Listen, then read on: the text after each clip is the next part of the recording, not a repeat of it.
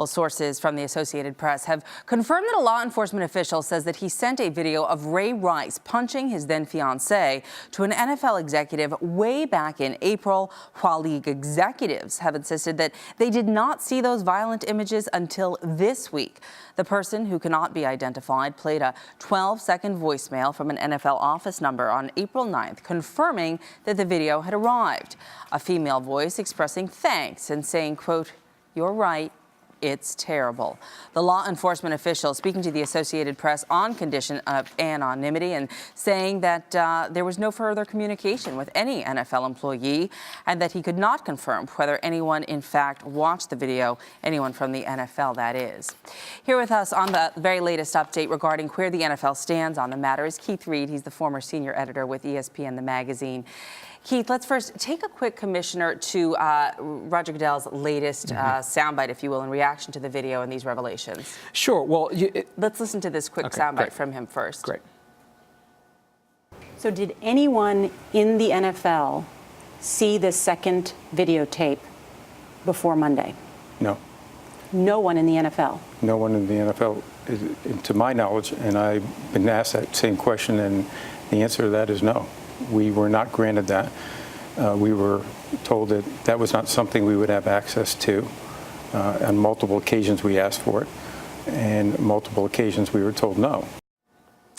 All right, so now it's a little bit of a case of he said, she said, and really the first question would be, how did this new information even come to light, that they supposedly sent this video way back in April to the NFL? Of course, NFL execs continuing to deny that they had seen it until this week. Right. Well, according to the Associated Press story that broke this afternoon, there was a law enforcement source who provided this information to the NFL, and then had a recording of somebody at the NFL, we don't know who, but a female voice at the NFL league offices confirming not only receipt, but appearing to confirm that they'd actually watched the video, because she says, we've got it, and yeah, you're right, it's pretty terrible, it's pretty bad.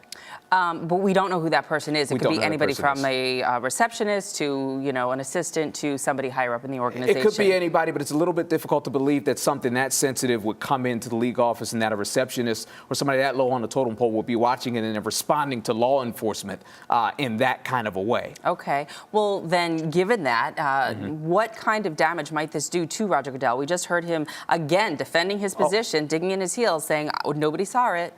Listen, I think it's extraordinarily damaging to Roger Goodell. I actually did a lot of TV and radio yesterday talking about this, and I was asked, is this the end of Roger Goodell? I said no. I said the only thing that could really hurt Roger Goodell in that way is if we find out that the NFL actually knew more than it was saying. Either if it looks like he's lying, or if it looks like somebody had it and he didn't know that somebody had it. That's exactly what's happened 24 hours later.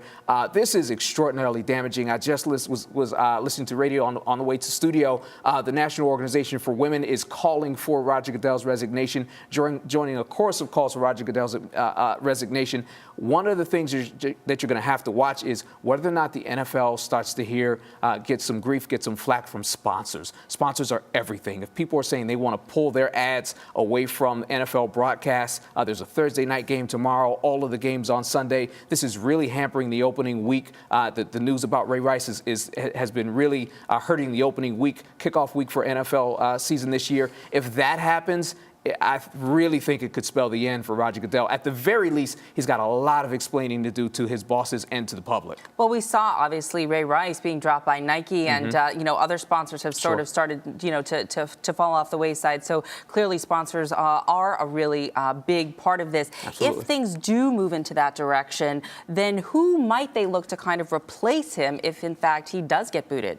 Well, I mean, you know, the league, I think, would look internally. I think at this stage of the game, I mean, the question is going to be who inside the league knew, right? Because you could look around the league, you could look at some of Roger Goodell's deputies, you could look at the people inside the league who are really, really close to him, who have helped him who have helped him negotiate the television contracts and things like that are important to the league.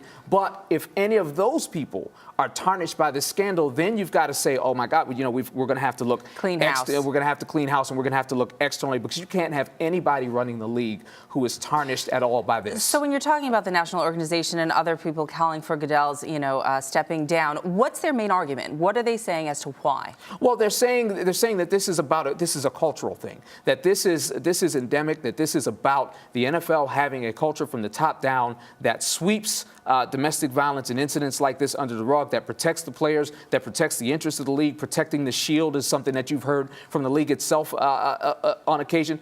That the NFL really isn't concerned about the health and well-being of the players' wives and girlfriends and the women in their lives and women in general. Of course, the largest growing segment of the NFL fan base and viewership is females, is women. So, you know, if that's the case, that's the argument they're making, that culture exists. Interesting. So that could, in fact, be a reversal in terms of marketing dollars, because they could, in fact, be getting a new segment of the population to market to and get sponsorships to and from. Sure. And so that, of course, means dollars for the NFL, too. In the end, oftentimes it comes down to money. Oh, absolutely. I mean, it's all about money, right? The NFL is an enormous multi-billion-dollar business. This is about money. They're not going to want to take that kind of hit to protect anybody, not even the commissioner. All right, Keith, thank you so much for joining us. We appreciate Thank you for having me. ESPN, the magazine.